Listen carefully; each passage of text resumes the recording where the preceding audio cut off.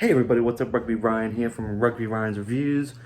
I got another review for you today. Today I'm going to be reviewing Zola, the new film based on a Twitter thread. So let's see how it turns out. Overall, this film is it's hard to describe. I'd say it's a non-starter is the easiest way to describe it. I think it's a good film. It's a really good film actually, but it's just missing that last little bit. It's too short. It's not a long enough film. It doesn't really work.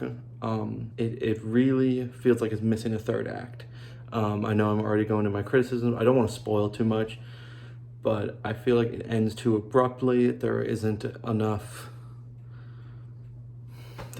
of a climax.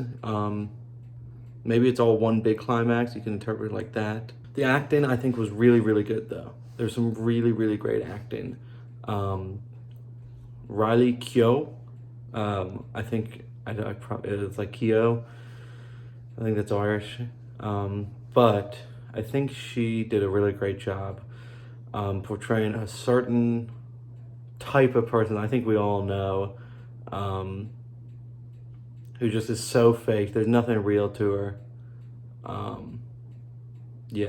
But like, I thought she was gonna be a bit more malicious, a bit more villainous, but I guess because it's based on a Twitter thread, it's based on a real story, and real stories, don't follow a three-act structure, don't follow your typical hero-villain dynamic. It's just not going to work like that. So, yeah, I think she did a good job. She portrayed the character really well. I think it was good. There's another guy in the movie. He was in Straight Outta Compton and he was in Colin Skull Island. I can't remember his name, but he does a really great job. He plays a really interesting character in this.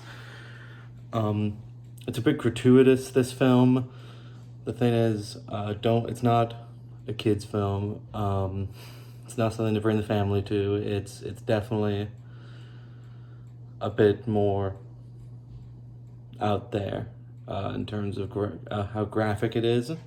So, yeah, that's just really how it is with that side of things. So for this film, I'm going to give it a 3.5 out of 5. I think it did a lot of things really well. It took the idea of it being a Twitter thread and turned it into a movie. I think it did that really well. I think it made it flow well, It made it really work, but it's just not quite there yet. Not too fleshed out in that sort of regard. I think it's only 86 minutes. That's way too short for something like this. I was expecting it to be upwards of 2 hours, and I was so surprised when it ended.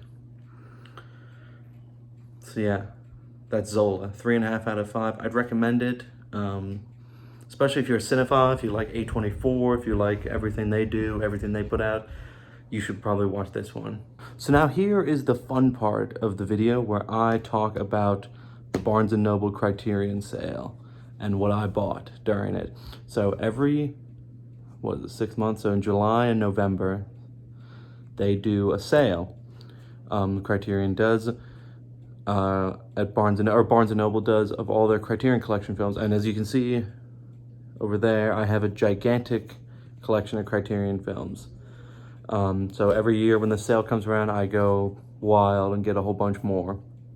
So this year, I went and got some stuff I've been wanting, some stuff I just sort of picked at the moment, some blind buys, as they say, and I tried to get one film that I thought I could watch with my family, because, they're not as much into art films like me. They think I'm weird, that I like these artsy-fartsy sort of movies, so I decided to get something that I think they would like. So the first film I got is definitely not that.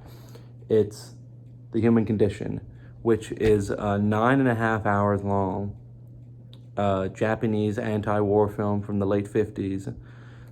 It's released in 3 parts, but you should probably treat it like one long film, because that's what it is. Each part is its own act. I've only seen the first act of this, so the first 3.5 hours. Apparently the third one's supposed to be the best.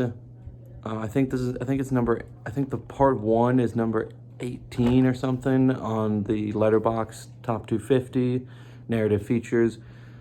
So yeah, I think it's a good film. I want to see the other two parts, so I got it so I could watch the other two. So next is Yojimbo by Akira Kurosawa, who's my favorite director. And I actually haven't seen enough of his films. That's why I've got 3 new Kurosawa films today. So Yojimbo, which is the story, it's another samurai film. It's actually, yeah, it's like a Ronin who becomes a bodyguard. That's as much as I know. I haven't seen it. So a lot of these are, I try to get everything that I haven't seen, except for The Human Condition, which I've seen part of. Then I've got Ikiru, which is a bit more of a sad drama piece by Akira Kurosawa.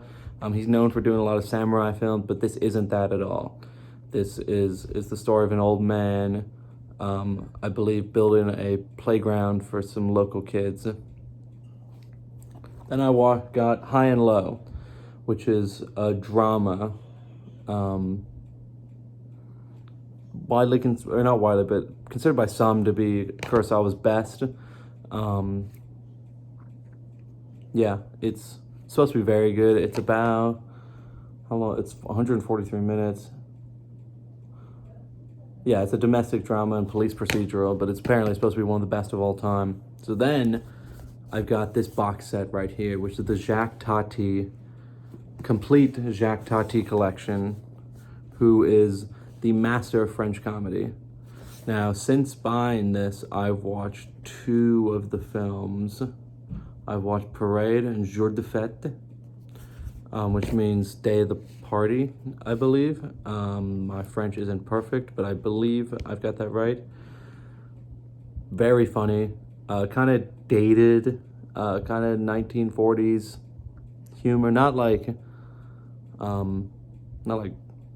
offensive humor, but more a lot of slapstick, a lot of misdirection, yeah, a lot of that sort of stuff that was big at the time because they were still trying to get out of the silent era and trying to figure out ways to work with sound and how to apply sound to comedy, and I think he does a really good job with that. So then finally, I got a film from the 80s, was it 1982, and I've never seen it. I actually don't know anything about it. I know it's a Cameron Crowe movie, but it's Fast Times at Ridgemont High, and this is one of the newest Criterion Collection releases. I actually don't know anything about this movie because it's just not something I've seen. I knew that Sean Penn was in it. I knew Eric Stoltz was in it, but that's about all I know. So I'm excited to check this out. I'm so excited to check out all these movies I got. Yeah, there's nothing else really for me to say today. I'll see you guys next time.